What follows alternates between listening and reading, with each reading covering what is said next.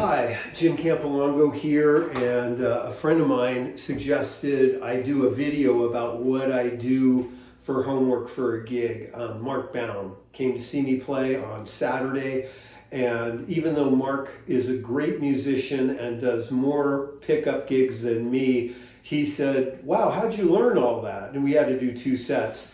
And I kind of thought, well, you do this all the time. But he then said, "Hey, you should do a Patreon video on what you do to prepare for a gig." And I thought it was a good idea. And then I gave a lesson to a really good guitarist named Emily, who at the end of the lesson said, "Do you have any advice?" And, people don't usually ask me that. I don't feel warranted to give advice. But I thought about it and I said, well, anytime I do a gig, I would do the same amount of work if Prince, and I know that's a dated reference, but if Prince asked me to do the Academy Awards in his band, I would do the same amount of homework if it was for a dive bar gig. There's no difference to me. And she said, and she was a really good player, she said, "Oh, that's really good advice. I don't really do that." And so that, with Mark's advice, I thought I'd go through this. I made some notes. Okay, the first thing I do is I make an iTunes folder of the material. Now, I personally send out 2 separate Dropbox links in numerical order that corresponds with the set list. A month before the show, if I have enough time. Now, the past few years, I see a trend going away from that, and I get Spotify links and YouTube links, which I find kind of annoying because it adds more homework to me, because I want it on my computer. I want to be able to bring it to a slow downer if it's a hard intro, or even sometimes I can't hear like a basic chord. I want to make sure it's G, So I will then download everything and then make an iTunes folder. And that takes about an hour. I don't know why people send me YouTube links, but they have, and I'd never do that. I think it's rude, okay? But, that's me. Maybe I'm an old dog and I can't learn a new trick. So I make an iTunes folder. Again, if I have a set list, I put them in the order of the set list. And then if I didn't get charts, I make a chart, just a chord chart for the song. And I make notes on the chart that I understand, like, I might call it Rolling Stone song or whatever, and I'll know what that means. It's a code for me, because generally I play instrumental music, and even if it's not, it helps me remember what kind of tune it is. Then I learn the melodies of the song, and that takes a while. I memorize the melody, and I learn it in 2 octaves at least, because a lot of times I can't decide which octave I like. I generally like the lower strings. And as I've discussed on Patreon before, sometimes the best solo one could play is just the melody of the song. And so I have that as a go-to. After that, I memorize the material, and you have to kind of wean yourself away from the chart. You get in that weird zone where, you're kind of looking at the chart, but you kind of have it memorized. And how I do that is I put down the chords progression in the form that it's written in on my looper. And I won't look at the chart, so I have to do a bunch of takes, but I don't want to look at the chart and put it on my looper. I have to do it without the chart and put it on my looper, and I only keep that the day I'm practicing. The next day I erase it and do the same process again, and that's practicing memorization. Okay, then the dessert or the reward for doing that is I practice soloing over the looper. And that's either the melody, a combination of melody and soloing, or just trying to solo. And on Saturday, there were some demanding chord progressions I felt.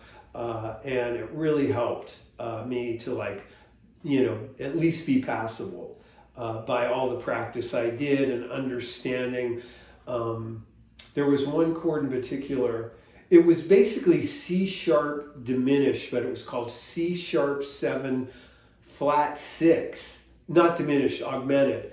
And I was like, wow, what kind of chord is it? Flat 6? And then I was like, oh, it's an augmented chord. And I realized I wasn't too adept at C sharp augmented. And I tried the regular menu, like whole tone or whatever, and it didn't sound good. And I realized I like just playing C sharp 7 over it. Okay, so that took some process. And this chord was fleeting, in a series of fairly demanding chords. We're not talking, 40 bars of E. Okay, now at this point, I feel equipped to be ready, but then I have to try and make it mine. So I try to employ open strings. I try to, what's the truth in this piece as far as myself as an artist? Now, one example, and I think I put this on Patreon, was we learned, and I love the song, Oblivion by Astor Piazzolla. And there was this kind of hard to figure out rhythm other than, that was the background, but it was, sorry. So that was F minor, B flat 7, but I did it, these voicings. That was my version of E flat major 7. And that was written as A flat major 7, but it's really like a sharp 11. Then this was just 2-5 going to the minor. I think it does.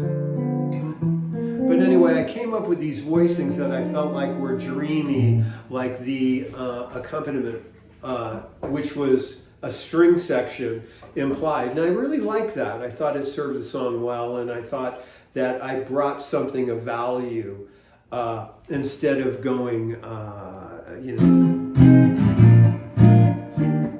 something like that. I mean, I'm not selling it, but just something more standard. And I didn't want to redefine the wheel, but I like that. So that's an example of making it mine. I think we're getting to the finish line here.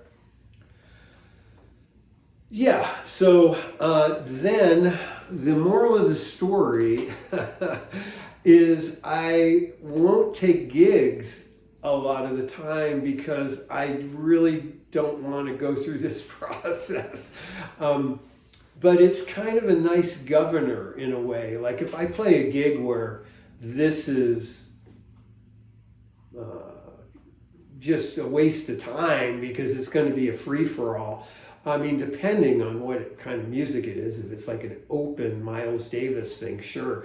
But if it's like a gig that's just sloppy, I won't take it. And sometimes if it's a gig that I don't really love the music and I have to kind of live with it for at least a month. I mean, I'm hoping I have a month of at least 2-3 hours a day to work on the gig.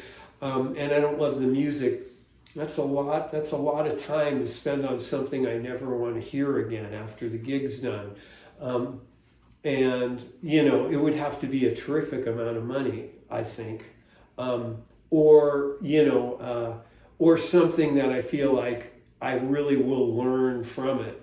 And now this gig on Saturday was with Sam Ryder, bassist Josh Thurston Milgram, and Scott Amendola. So I just wanted to be good enough to be there. I don't know, I could have done some things better, but I know that I about as hard as I possibly could to do it. So anyway, I don't know. I hope this helped. I'm not here to brag about my work ethic, but that's what I did. I have different folders.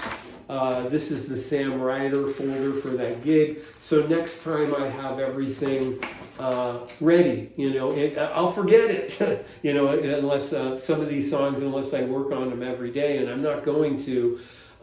Actually, I'm playing with Sam in a few weeks, so I probably will pull it out next week and review everything.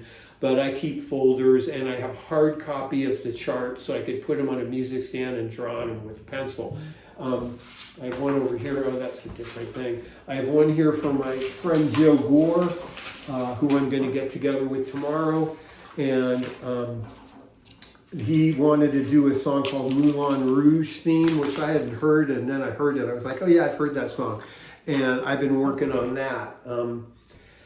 So I guess that's it. I feel like I'm just kind of rambling now, but I hope that was of some benefit, and that's it. I hope you got something out of this, and have a great day.